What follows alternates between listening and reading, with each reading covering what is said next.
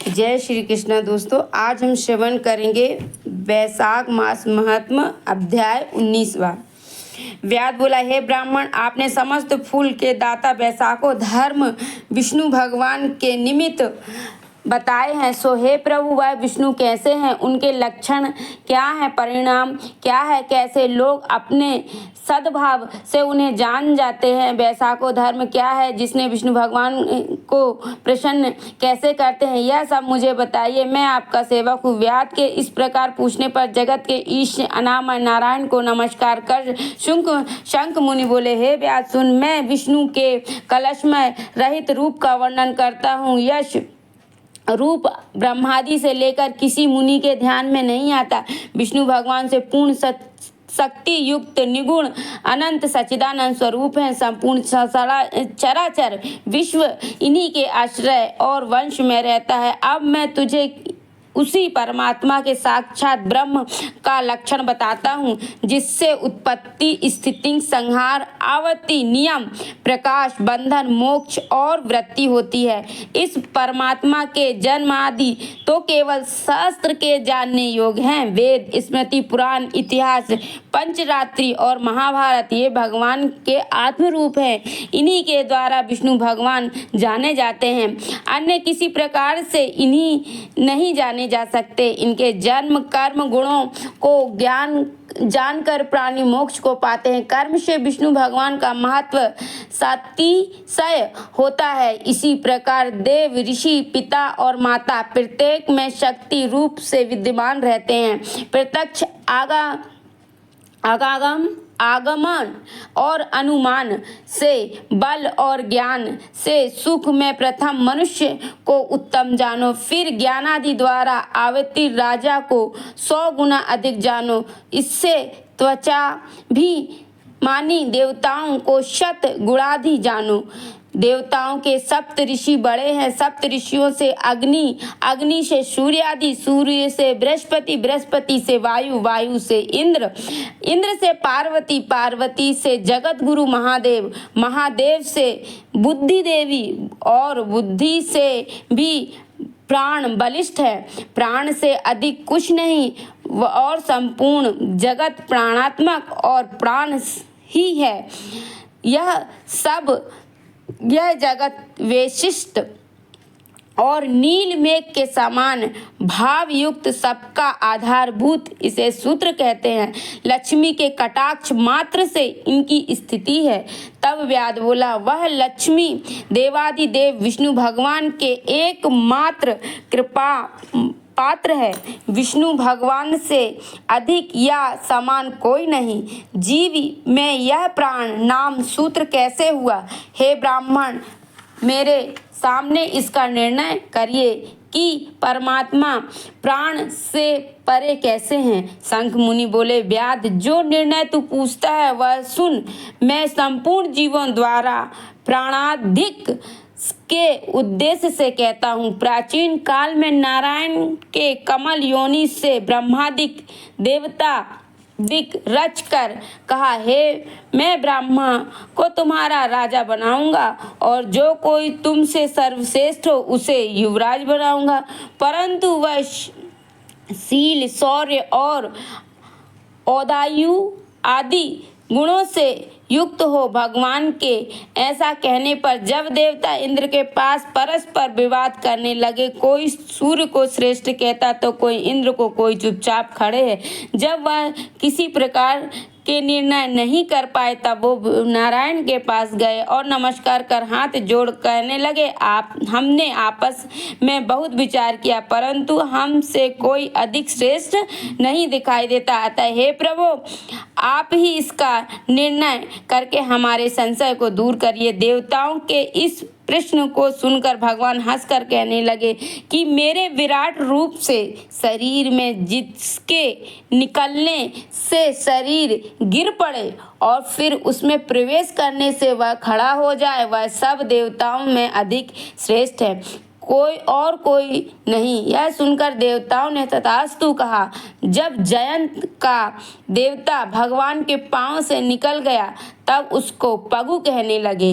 गुहेंद्रिय से दक्ष का नाम प्रजापति निकल गए तब उन्हें क्षण कहने लगे। हाथों से संपूर्ण देवताओं का स्वामी इंद्र निकला तो उसे हस्तहीन कहने लगे। नेत्रों से सूर्य निकला तब उन्हें काना कहने लगे।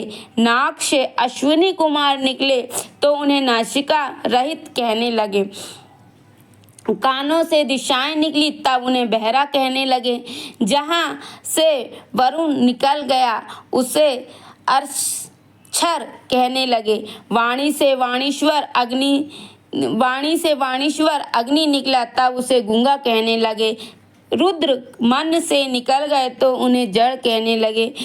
इसी तरह सभी देवता शरीर के विभिन्न अंगों से निकलते रहे, फिर भी शरीर नहीं गिरा। वह सुनते रहे, खाते पीते सूंघते बोलते चलते, फिर प्राण के निकलने से उसे मृत कहने लगे। जब देवता विस्मित हो कहने लगे कि जो कोई हमसे इस गिरी हुई देह को उठाने में सामर्थ्य नहीं, वह सर्वश्रेष्ठ है।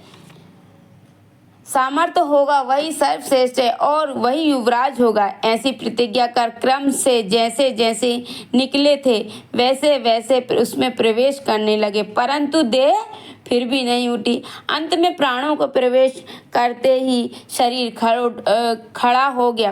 कहने का मतलब हमारे जो हाथ हैं, सूंघने की शक्ति है, देखने की शक्ति है, बोलने की शक्ति है ना, ये सारे वापस से उसी के अंदर गए, पर फिर भी शरीर नहीं खड़ा हो, क्योंकि प्राणों का इसके अलावा इसका कोई महत्व ही नहीं है। जब तक इनके अंदर प्राण नहीं है, प्राणों की ये विशेषता बताई गई है।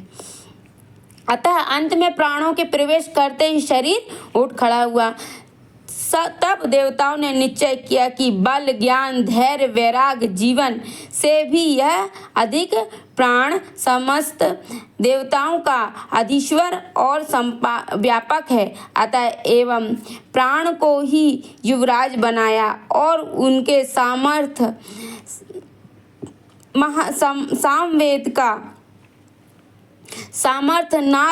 सामवेद का गान करने लगे। इसलिए यथावर और जंघात्मक यह सृष्टि प्राणात्मक है, अधिक बलवान और सब जीवों का अंतर आत्मा विभिन्न विभिन्न कर्मों का संपादन करने वाला है। बिना प्राणों के संसार में कुछ वृद्धि नहीं होती, ना कुछ रहता है। यही प्राण देवात्मक और सर्वदेवमय व्यापक तथा वासुदेव भगवान का अनुवर्ती और वशीभूत है। इसी से प्राण को विष्णु भगवान का बड़ा सहायक कहते हैं। विष्णु भगवान का ऐसा महत्व और क्षण लक्षण जानकर जीव पूर्व जन्म वध शरीर त्याग कर नारायण के समीप परम धर्म को जाता है। शंख मुनि के ऐसे वाक्य सुन व्यास प्रसन्न हो कहने लगा, सर्वेश्वर, प्राण की महिमा जो कहीं भी विदित नहीं है वह ना सुनी गई है, आप मुझसे कहिए। तब शंख मुनि बोले, प्राचीन काल में देवादिदेव अनामय नारायण भगवान का अश्वमेध द्वारा पूजन कराने के लिए प्राण गंगा तट पर गया। वहां बहुत से मुनियों को संग ले हल से भूमि को शुद्ध करने लगा। जहां पृथ्वी के नीचे गुफा में करव ऋषि नाम के महात्मा समाधि लगाए बैठे हुए थे, वह हल से बाहर निकल आए।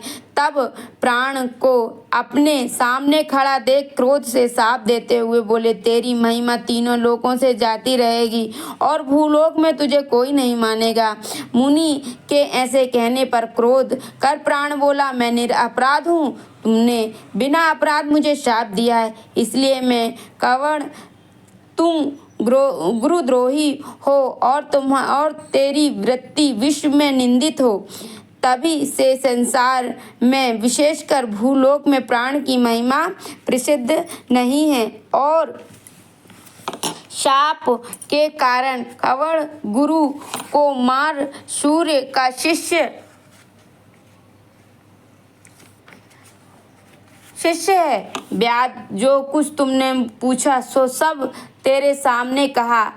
अब जो कुछ तुझे पूछना है वह पूछ, कुछ विचार मत कर। बोलो श्री हरि नारायण विष्णु भगवान की जय, माता लक्ष्मी की जय, राधा रमन लाल की जय, बाल गोपाल कृष्ण की जय, शालिग्राम तुलसी मैया की जय।